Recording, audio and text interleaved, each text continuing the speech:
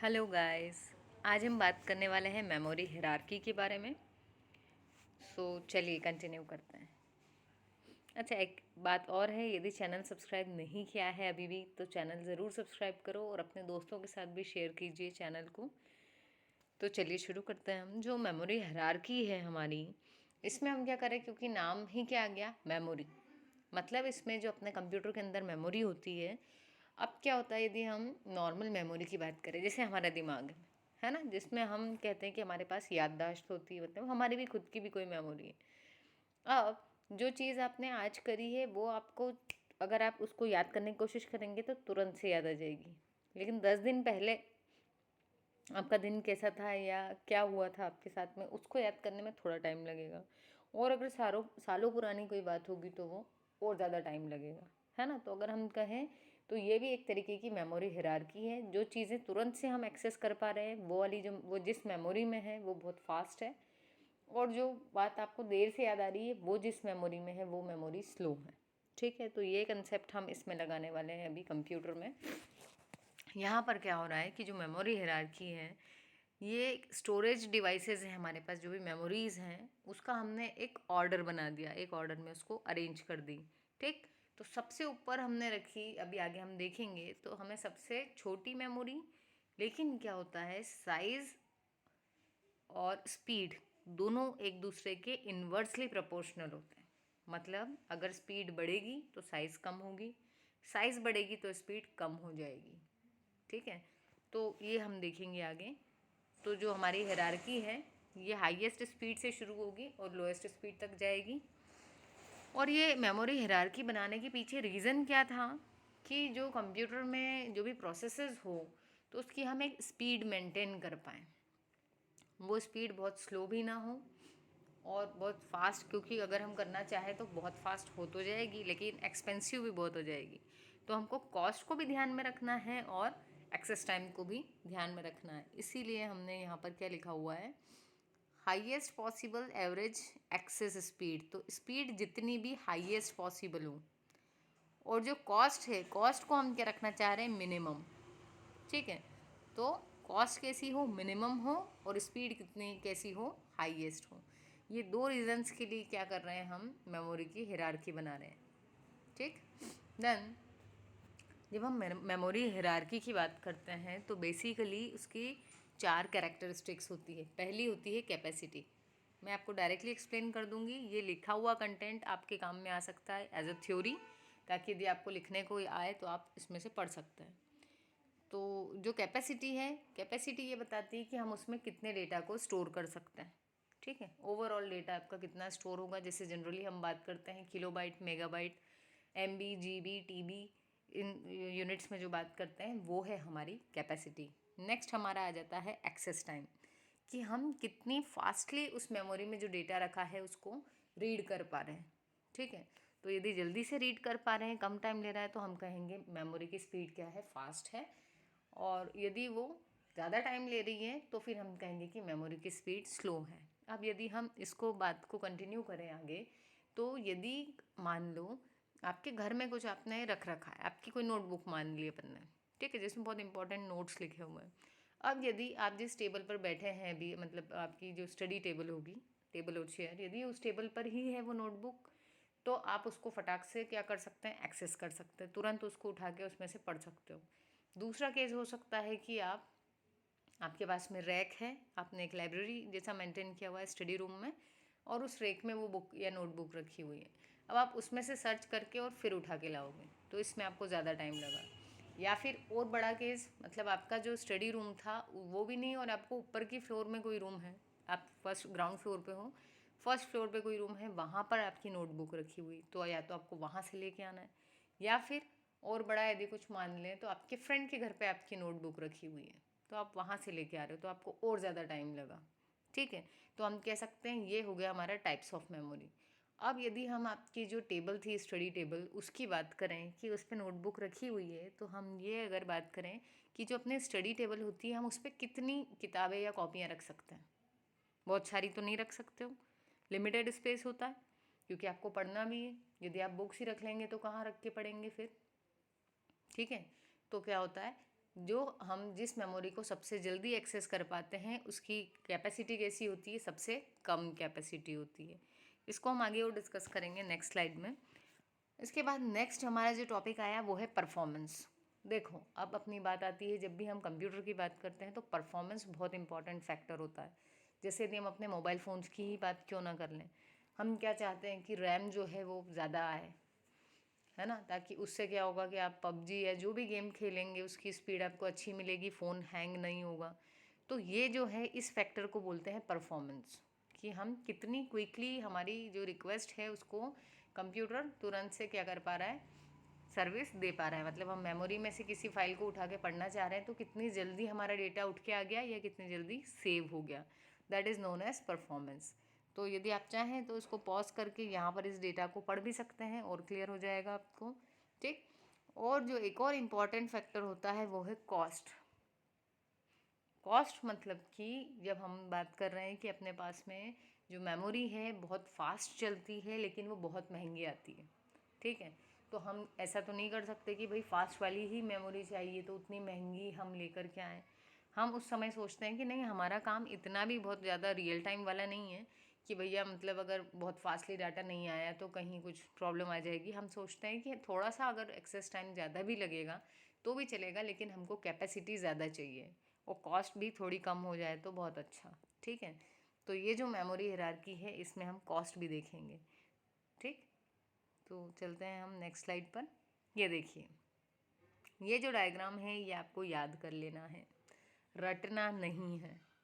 रटी हुई चीज़ें हम भूल जाते हैं लेकिन समझी हुई बातें हमें याद रहती हैं, है ना। तो इसलिए आप इसको समझेंगे और आपको याद हो जाएगी, ठीक है। तो देखो सबसे पहले क्या आया, रजिस्टर। और ये जो ट्रायंगल है जिसमें हम नीचे की तरफ जब जाएंगे तो हम देख रहे हैं कि इसकी जो चौड़ाई है ट्रायंगल की वो बढ़ती जा रही है जैसे जैसे हम नीचे जा रहे हैं। और जो सबसे ऊपर रजिस्टर लिखा हुआ है ये कौन से रजिस्टर हैं, आपके सीपीयू के रजिस्टर। और ये जो है ये सबसे छोटा ब्लॉक है तो हम क्या कहेंगे, ये क्या बता रहा है, इसकी कैपेसिटी, ठीक है। तो सबसे कम कैपेसिटी किसकी होगी, सीपीयू रजिस्टर्स की। लेकिन ये कहाँ पे रहते हैं, नाम ही उसका सीपीयू रजिस्टर है, मतलब जो सीपीयू के अंदर सर्किट रहता है उसी में रजिस्टर्स भी रहते हैं। तो ये बात कौन सी वाली हो गई आपकी, स्टडी टेबल वाली। तो ये कैसी होगी, ये बहुत फास्ट होगी, इसका एक्सेस टाइम क्या होगा, बहुत ज़्यादा होगा। दूसरी चीज़ नेक्स्ट हमारे पास आई कैश मेमोरी। कैश मेमोरी क्या होती है, ये जो होती है ये स्टैटिक रैम से बनती है। ये रजिस्टर के बाद में सेकेंड फास्टेस्ट मेमोरी जो होती है उसको बोलते हैं कैश। कैश के भी बहुत सारे लेवल्स भी आ जाते हैं आजकल, लेवल 1 लेवल 2 कैश, ठीक है। तो जो भी डेटा फ्रिक्वेंटली यूज़ में आता है, ज़्यादातर काम में आता है, तो उसको किस में रख दिया जाता है, उसको कैश में रख देते हैं, ठीक। अभी जो सीपीयू रजिस्टर्स थे ना, इसको कौन यूज़ करेगा, सीपीयू। उसमें वो जो एएलयू की बात की थी हमने बेसिक डिज़ाइन ऑफ कंप्यूटर में, है ना, जिसमें ऑपरेशंस परफॉर्म होते हैं अरिथमेटिक और लॉजिकल, तो टेम्परेरीली कहीं ना कहीं डेटा को होल्ड करके रखता था। तो वो डेटा कहाँ रखता है, वो सीपीयू के रजिस्टर्स में रखता है ताकि उसकी जो प्रोसेसिंग है वो बहुत फास्ट हो। और ये इसकी मेमोरी कितनी है, हम बात कर रहे हैं तो बाइट्स में है। नेक्स्ट जो कैश की हमने भी बात की, कैश मेमोरी जिसमें और लेवल्स भी हो सकते हैं, ये होती है केबी या फिर एमबी में। इन दोनों को क्या कहा जाता है, इंटरनल मेमोरी, ठीक। इंटरनल क्यों, क्योंकि ये ऑन चिप होती है। नेक्स्ट है हमारे पास में प्राइमरी मेमोरी, जिसको हम जनरली रैम कहते हैं, ठीक है। तो आपने तो ये सब समझते ही हैं, हम अपने मोबाइल फ़ोन्स या लैपटॉप्स में हम ध्यान रखते हैं कि रैम जितना ज़्यादा हो उतना फास्ट हम अपनी चीज़ों को एक्सेस कर पाएंगे। कोई भी एप्लीकेशन रन कर रहे हैं तो वो हैंग नहीं होगी। तो ये जो है ये कौन सी है, हमारी मैन मेमोरी, ठीक। और इसकी जो साइज़ होती है वो किस में होती है, जीबीज़ में, गीगाबाइट्स में। इसको हम क्या कहते हैं, प्राइमरी मेमोरी। अब देखो एक एरो लगा हुआ है, ये एरो पे क्या लिखा है, cost speed smaller frequency use. तो एरो किस तरफ दिया हुआ है, ऊपर की तरफ। इसका मतलब है कि कॉस्ट और स्पीड जो है वो जैसे जैसे हम नीचे से ऊपर जाएंगे वो कॉस्ट भी बढ़ती जाएगी और स्पीड भी बढ़ेगी और ये स्मॉल भी होती जाएगी। तो डेटा कौन सा रखेंगे हम इसमें, फ्रीक्वेंटली यूज्ड। फ्रीक्वेंटली मतलब ज़्यादातर जो डेटा बार बार यूज़ में आ रहा है तो उसको हम इसी मेमोरी में ला के रख लेंगे। मतलब जिस कॉपी या बुक में से आप ज़्यादा पढ़ते हो उसको कहाँ रख लेते हो, अपने स्टडी टेबल पे, है ना। तो वही चीज़ है, जो चीज़ें ज़्यादा काम में आ रही है उसको हम क्या रखते जाएंगे, या तो रजिस्टर में, या फिर रजिस्टर तो सीपीयू यूज़ करेगा, हम उसको कैश में रखवा देंगे। ठीक है। नेक्स्ट हमारे पास में आया यूएसबी फ्लैश मेमोरी। यूएसबी, इसको आप कह सकते हो रिमूवेबल डिस्क, रिमूवेबल ड्राइव्स भी बोल सकते हो आप, जो कि जनरली हमारी जो पेन ड्राइव्स वगैरह यूज़ करते हैं हम, उनको भी हम बोल सकते हैं। तो ये जो है यूएसबी फ्लैश मेमोरी और मैग्नेटिक डिस्क, ये हमारी सेकेंडरी मेमोरी कहलाती है। मतलब ये जो कंप्यूटर के अंदर जो सर्किट है, मदरबोर्ड सीपीयू वाला आपका, उस पर नहीं होती, ये हम एडिशनली उसमें ऐड करवाते हैं। ठीक है। तो जो आपकी यूएसबी होती है उसकी क्या रहती है कैपेसिटी, जीबीज़ में। वहीं हम यदि हार्ड डिस्क की, अच्छा जो आपकी एसएसडी जो आई हैं आजकल, सॉलिड स्टेट ड्राइव, वो भी इसी में आएगी आपकी। ठीक है। तो उसकी भी वो कैसी होती है स्पीड, वो फास्टर होती है किसके कंपैरिजन में, हार्ड डिस्क के कंपैरिजन में एसएसडी फास्ट होती है। ठीक है। तो लेकिन क्या हो रहा है, जैसे जैसे हम नीचे जा रहे हैं इसमें क्या बढ़ता जा रहा है, साइज़ बढ़ रही है। अब साइज़ तो बढ़ रही है लेकिन साथ में क्या बढ़ रहा है, एक्सेस टाइम।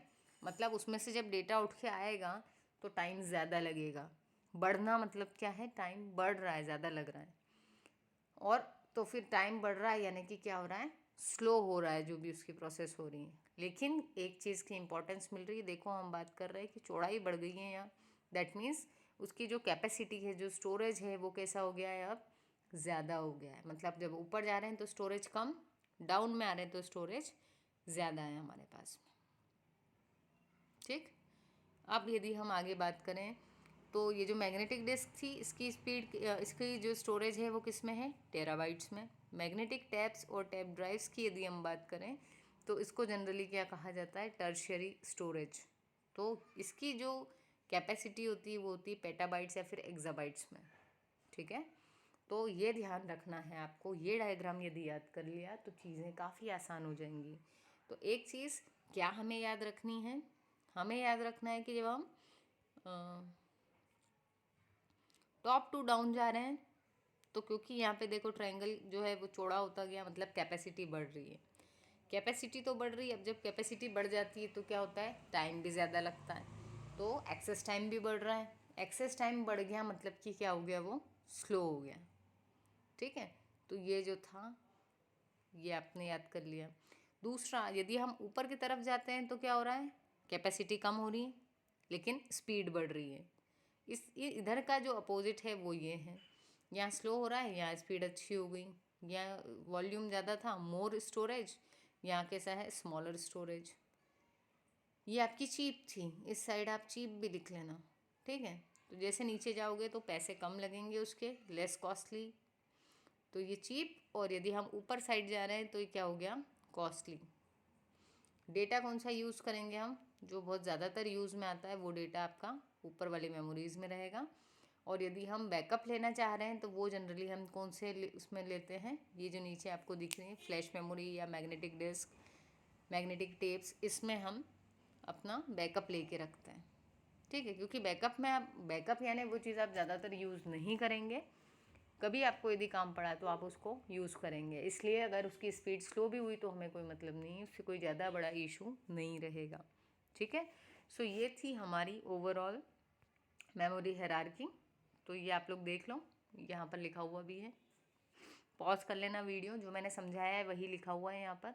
सीपीयू के रजिस्टर्स किससे मिलके बने होते हैं, फ्लिप फ्लॉप से, और सीपीयू के सर्किट के अंदर ही लगे होते हैं, इसलिए ये फास्ट होता है। उसके बाद था लेवल 1, जिसमें हम कैश बोलते हैं। कैश मेमोरी जो है वो स्टैटिक रैम से बनी होती है। और लेवल 2 पे होती है प्राइमरी मेमोरी। ठीक है। जिसको हम बोलते हैं रैम, ये डायनामिक रैम से बनी हुई होती है, डी रैम से। लेवल 3 पे थी हमारे पास फ्लैश मेमोरी, जो आपकी USB flash drives, MP3 players में हम जनरली यूज़ करते हैं। ये जो फ्लैश मेमोरी रहती है इसको आप इजीली डिलीट कर सकते हैं, रीप्रोग्राम कर सकते हैं। और फिर लेवल 4 पे हमारे पास में सेकेंडरी स्टोरेज डिवाइस, जैसे कि मैग्नेटिक डिस्क और ये सब, जो बैकअप पर्पस के लिए होती है, जनरली टीबी में होती हैं। देन नेक्स्ट इज़ लेवल 5, और यहाँ पर कौन है, टेप ड्राइव। यहाँ क्या हो रहा है, मैग्नेटिक टेप में हम डेटा लिख रहे हैं, उसको ऑफलाइन यूज़ करने के लिए या डेटा स्टोर करके रखने के लिए सिर्फ। ये सबसे क्या होती है, स्लोएस्ट मेमोरी और चीपेस्ट मेमोरी जो होती है वो होती है हमारी लेवल 5 पे। So this was all about memory hierarchy. I hope आपको समझ में आया होगा मेमोरी हायरार्की क्या है, और ये वीडियो आपके लिए हेल्पफुल रहे ये चाहूँगी मैं, और चैनल को ज़रूर सब्सक्राइब कर दूँ। Thank you.